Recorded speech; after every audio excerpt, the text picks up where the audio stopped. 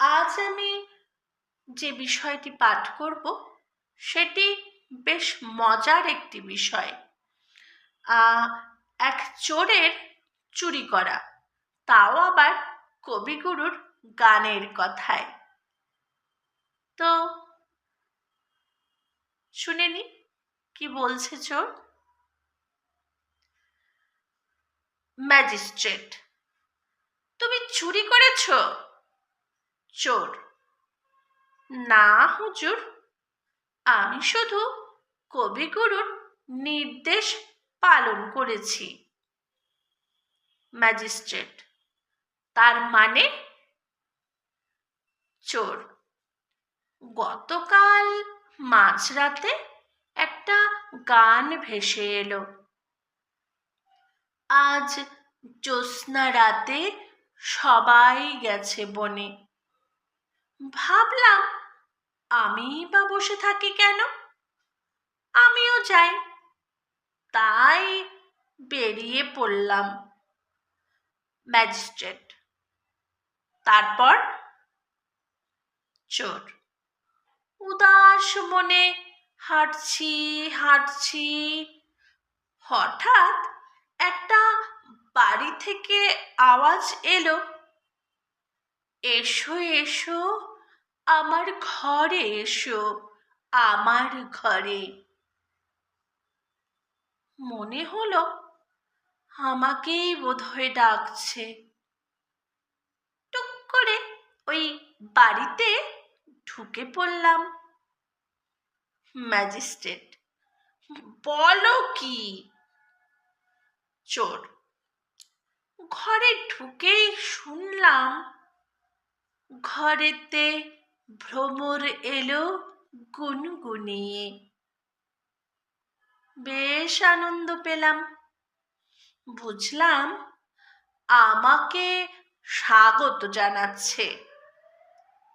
এদিক ওদিক তাকিয়ে কি করব ভাবছি, তখন শুনতে পেলাম, এবার উজাড় করে লাও হে আমার যা কিছু সম্বল। রবীন্দ্রনাথের আদেশ তো আর অমান্য করা যায় না। সব মালপত্র এক জায়গায় জড়ো করে বেঁধে ফেললাম। সঙ্গে সঙ্গে কানে ভেসে এলো, আজি দক্ষিণ দুয়ার খোলা, আজি দক্ষিণ দুয়ার খোলা। পেছনের দরজা দিয়ে যখন বেরিয়ে পড়লাম, তখন এই বেরসিক পুলিশ এসে আমাকে ধরে ফেললো। আমি কত বোঝাবার চেষ্টা করলাম, আমি চুরি করিনি, আমি চুরি করিনি, কেবলমাত্র রবীন্দ্রনাথের নির্দেশ পালন করেছি।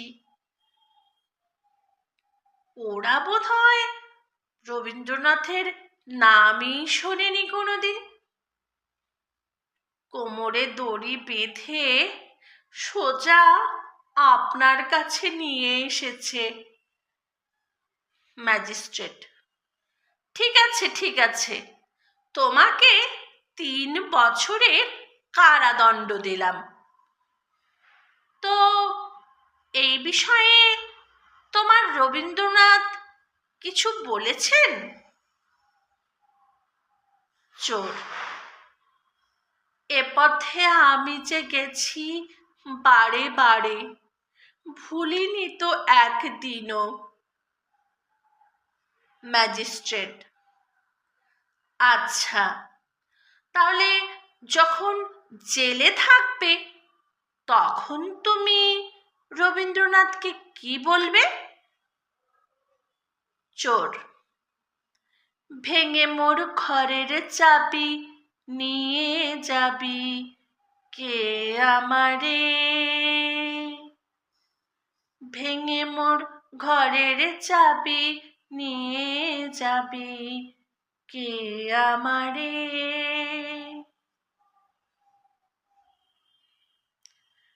আমার তো বেশ মজাই লেগেছে। আপনাদের কেমন লাগলো জানাবেন। আর আমি এই লেখাটি সংগ্রহ করেছি অতনু চ্যাটার্জির দেওয়াল থেকে। ধন্যবাদ যিনি লিখেছেন এত সুন্দর একটি কথোপকথন।